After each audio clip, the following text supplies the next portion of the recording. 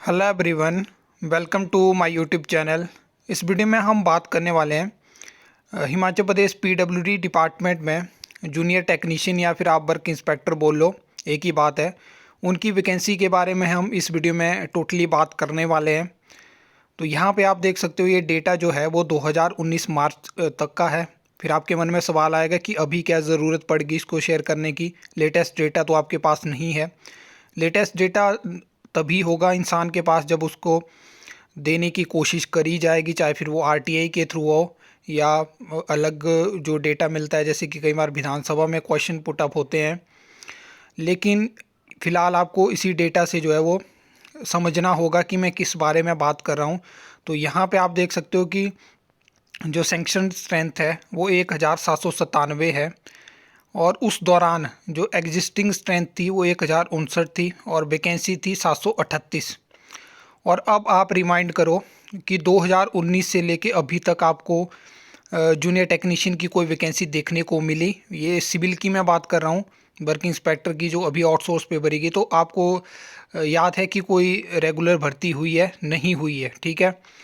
ऊपर आप देख पा रहे होंगे सर्वेयर की 285 सैंक्शन स्ट्रेंथ है। तो अभी जो है वो 2022 के मई तक के डेटा के ऊपर हम बात करें तो 2 पोस्टें बढ़ा दी गई हैं, और वेकेंट पोजीशन जो है वो इतनी ही वेकेंट है, इससे ज़्यादा वेकेंट है इस टाइम पे पीडब्ल्यूडी डिपार्टमेंट में सर्वेयर की। तो मैं इन दोनों की यहाँ पे बात क्यों कर रहा हूँ, मैं जेईएसटीयू की बात क्यों नहीं कर रहा हूँ? क्योंकि सर्वेयर और जूनियर टेक्नीशियन या वर्क इंस्पेक्टर दोनों की जो क्वालिफ़िकेशन है उसके लिए जो एलिजिबिलिटी है, तो जैसे सर्वेयर के लिए आपकी आईटीआई होनी चाहिए सर्वेयर में 2 साल की, और जूनियर टेक्नीशियन के लिए भी आपकी आईटीआई होनी चाहिए सर्वेयर में 2 साल की, या आपके पास डिप्लोमा होना चाहिए सिविल में 3 साल का। तो ये क्वालिफ़िकेशन है। ये यहाँ पे मैं आपको दिखाना चाहता हूँ, ये भी आप देख सकते हो। ये आर एंड पी रूल्स इसके 1 साल बाद इनमें अमेंडमेंट हुई थी 2020 में। तो तब तक जो सैंक्शन स्ट्रेंथ थी वो सेम थी। ये आप देख सकते हो, सैलरी वगैरह यहाँ पे टोटल मेंशन है। और ये मैं आपको क्वालिफ़िकेशन यहाँ पे ये बता देता हूँ। ये आप देख सकते हो 2 year ITI diploma in surveyor और 3 year diploma in civil engineering, ठीक है। हर एक चीज़ यहाँ पे मेंशन है। फिर बात आते हैं कि रिक्रूटमेंट किस बेसिस, तो यहाँ पे 50% डायरेक्ट रिक्रूटमेंट होती है रेगुलर बेसिस पे, और 50% होती है प्रमोशन से। मतलब कि ये जो 738 पोस्टें हैं, तो इसमें 50% पोस्टें जो थी वो टेस्ट के माध्यम से भरी जानी चाहिए थी, एचपीएसएससी के माध्यम से भरी जानी चाहिए थी। लेकिन अभी तक कोई वैकेंसी नहीं निकली है और सभी लगे रहे, मतलब कि पीडब्ल्यूडी जेई की नहीं आई। खासकर मैं डिप्लोमा वालों के लिए ये बात कहना चाहता हूँ कि अगर यहाँ पे कोशिश करी गई होती जूनियर टेक्नीशियन वर्क इंस्पेक्टर के लिए, तो शायद आपको ये वैकेंसी देखने को मिलती। क्योंकि ये किसी के भी मन में थॉट नहीं आया कि इन वैकेंसीज़ के बारे में बात करी जानी चाहिए। जेई की बात सभी ने करी, चाहे वो डिग्री वाला हो चाहे डिप्लोमा वाला हो, सभी उसके पीछे लगे रहे। और एट द एंड डिपार्टमेंट ने बोल दिया कि हम 100 से ज़्यादा पोस्टें जो है वो बैच वाइज भरने वाले हैं।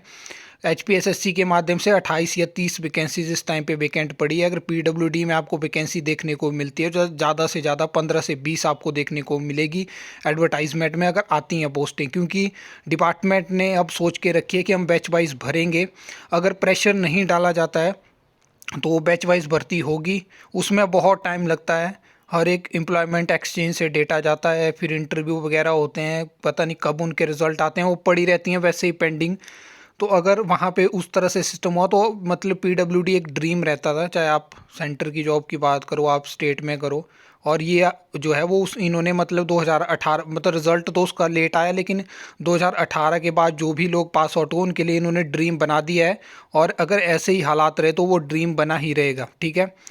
तो यहाँ पे मैंने आपको चीज़ें बता दी। बाकी कुछ लोगों के मन में सवाल आता है एसडीओ, तो एसडीओ का डेटा फ़िलहाल के लिए तो नहीं है, लेकिन उसमें ये वैकेंसी नहीं भरने वाले हैं जिनको पहले का पता है। तो एक बार अगर एसटीओ का किसी डिपार्टमेंट के लिए पेपर हो गया तो 2-3 साल उसके लिए भूल जाओ कि आपको कोई वैकेंसी देखने को मिलेगी डायरेक्ट रिक्रूटमेंट की। क्योंकि यहाँ प्रमोशन देने के लिए राजी नहीं है, तो डायरेक्ट रिक्रूटमेंट तो ये मतलब इतना प्रेशर जब डलता है तब जाके 3-4 सालों बाद एक मतलब एडवर्टाइजमेंट आती है, पोस्टें आती हैं। वो भी 15-20 या 25 इससे ज़्यादा नहीं देखने को मिलेंगे आपको। मैं सिविल की बात कर रहा हूँ। तो कुछ इस तरह से सिस्टम चला हुआ है। बाकी आपको क्या लगता है, आपका क्या ओपिनियन है? आपके पास कोई और न्यूज़ है तो आप बता सकते हो। बाकी जो आउटसोर्स पे 39 कैंडिडेट सेलेक्ट हुए थे, उसमें से भी कुछ लोगों ने ज्वाइन नहीं करा है फ़िलहाल के लिए डिपार्टमेंट। अब देखते हैं आगे उसमें क्या होता है।